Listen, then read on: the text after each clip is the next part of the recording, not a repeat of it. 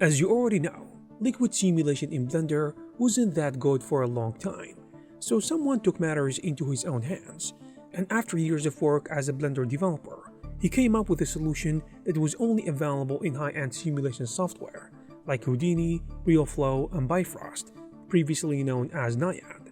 And this was a game changer. So how did one developer do what the Blender Foundation couldn't do until later?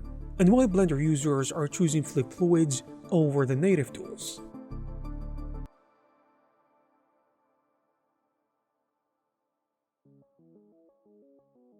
The story of flip fluids is actually pretty interesting, because it came out during a time when Blender fluid simulation tools were still considered kind of frustrating for a lot of 3D artists. So back in the mid to late 2010s, Blender had fluid sims, but they were often slow, unstable, hard to control, and not always great for production quality simulation. Lots of artists loved Blender for modeling and animation, but when it came to realistic oceans, splashes, pouring liquids, or cinematic water effects, many people still relied on expensive software like Houdini or RealFlow in addition to other tools, and this created a huge gap in the Blender ecosystem. Then came Flip Fluids, which was created by Ryan L. Guy, who originally started experimenting with fluid simulation technology, almost like a research and engineering project. The add-on is based on the flip simulation method, which stands for Fluid Implicit Particle. So instead of simulating liquids purely as a volume grid, it combines particles and grids together, which gives it much more stable and detailed liquid motion. That's why flip-based sims are so popular in high-end VFX work. And before MentaFlow, which arrived in Blender 2.82, Blender's old fluid system was not a modern flip style solver. So when Flip Fluids was released back in 2018, it was effectively the first accessible flip-based liquid simulation workflow available inside Blender, and it allowed everyday artists to use Flip without needing the kind of complex pipelines usually found in large studios. But does Flip actually matter, and why serious simulation software use it, even Houdini? The developer did not come up with something new. You see, RealFlow absolutely dominated liquid effects for years, especially in the late 90s and early 2000s, but it didn't use Flip until later. On the other hand, when Niaiad appeared, around the late 2000s and early 2010s, many artists felt that its flip-based workflow was a huge leap forward for large-scale cinematic liquids. Niaiad became legendary in VFX because studios suddenly could simulate massive oceans, splashes, rivers, and destruction water shots at scales that older tools kinda struggled with. That's why you'll often hear veteran effects artists say things like Niaiad changed fluid simulation, and the software later became Bifrost after it was acquired by Autodesk. But now I want to go even deeper to understand Flip and where it came from.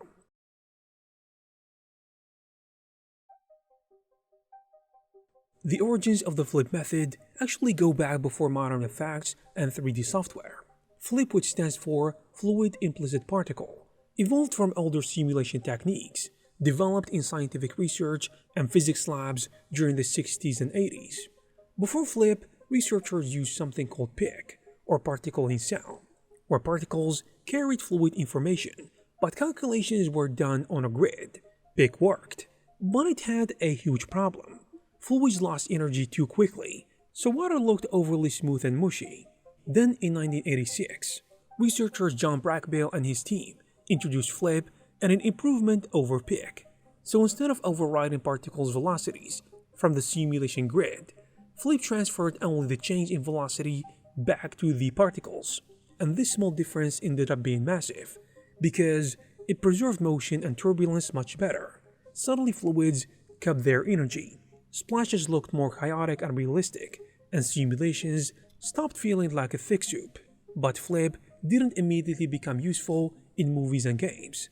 For a while, it mostly lived in scientific and engineering simulations. But the big turning point happened in the late 2000s, when researchers like Robert Britson and Yang Ning adopted Flip techniques for computer graphics and incomprehensible fluids. Their work helped turn Flip into something practical for realistic water simulation in animation and VFX. The research basically opened the door for modern hybrid particle grid solvers that we still use today. And the reason Flip became so popular in the industry because it solved one of the biggest problems in fluid simulation, that is, balance instability and detail. Pure grid simulations were stable, but often they looked blurry and lost detail. Pure particle simulation looked detailed, but were noisy and difficult to control. So Flip combined both worlds. The grid handled pressure and incompressibility, while particles preserved motion details and chaotic splashes. And this combination made it perfect for cinematic water. Once studios realized how good Flip was for oceans, explosions, pouring liquids, and destruction effects, it became kind of the standard approach across the VFX industry. Software like Houdini, RealFlow, Niaiad, and later Blender add-ons like Flip Fluids all began relying heavily on Flip-style solvers. So huge movies with crashing waves, flooding cities, magical liquids, or giant splashing effects often depended on Flip technology under the hood, because it could preserve all those tiny details which people subconsciously expect from the real water. What's interesting is that Flip also influenced newer technologies beyond just liquids. Variations of Flip helped inspire techniques like MPM, or Material Point Method, which later became popular for snow, sand, mud, and destruction simulations in films and games. So even though people mostly associate Flip with water and liquids, the impact on modern physics is honestly much bigger than most 3D artists realize.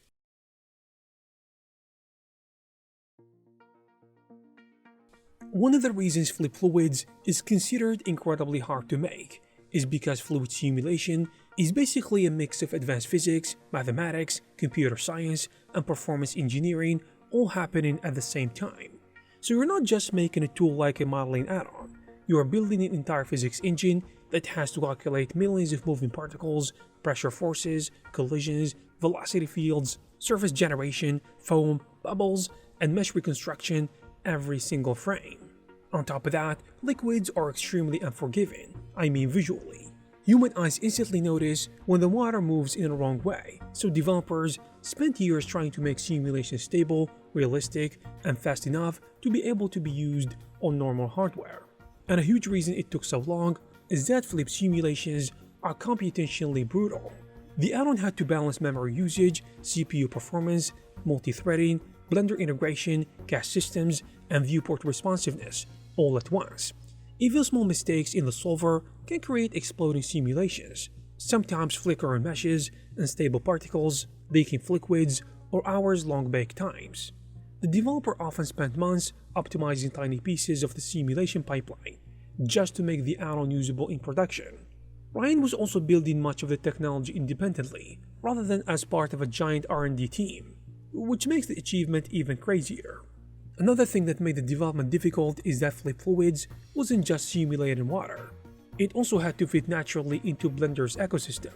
This means handling Blender objects, modifiers, animations, particles, materials, rendering systems, viewport updates, and user workflows without crashing everything. And a lot of development went into making the add-on feel artist-friendly instead of looking like another simulation add-on, full of code and raw data. And this is one of the biggest reasons why Blender artists connected with it so much. It brought extremely advanced simulation technology into a workflow that normal 3D artists could actually understand and use. When the add-on first started getting attention, people were honestly surprised by how cinematic the water looked compared to Blender's built-in fluids at the time. So artists suddenly had access to realistic splashes, foam, bubbles, white water, and better collision behavior, all inside Blender. And one of the biggest reasons it became popular was that it focused heavily on artist-friendly workflows. This made it especially attractive for indie filmmakers, motion graphics artists, and smaller studios. And over the years, the add-on evolved massively. Early versions were already impressive, but newer releases added things like improved white water systems, viscosity for thick fluids like honey or chocolate, surface tension effects, moving domain support, velocity transfers, force fields, better meshing, and GPU acceleration improvements. The developer also spent a lot of time optimizing memory usage and simulating speed because fluid sims can absolutely destroy the hardware if they are not optimized properly. And a big part of Flip Fluid's reputation came from the fact that the updates often focused on real production problems, which artists complained about. Another reason this add-on became respected in the Blender community is because it kind of proved that Blender add-ons could compete with professional standalone software, especially in specialized areas. For years, people saw Blender add-ons just as small tools that can help on the side, but Flip Fluids felt more like a serious simulation package, which was integrated into Blender. And we start seeing it in cinematic shorts, advertisements, VFX shots, and even some professional studio pipelines. The funny thing is, Flip Fluids also pushed Blender itself forward indirectly. As Blender's Augmented Flow Fluid system improves, the competition between built-in tools and add-ons helped raise expectations for what fluid simulation inside Blender actually should look like. Even today, I believe the majority of artists still prefer Flip Fluids for heavy liquid work because it gives a balance between cinematic quality and accessibility, also making changes and improvements based on artist demands and requirements. So guys, if you are interested in this add-on, you will find all the necessary links in the description. Thank you guys very much for watching, and I will see you in the next one.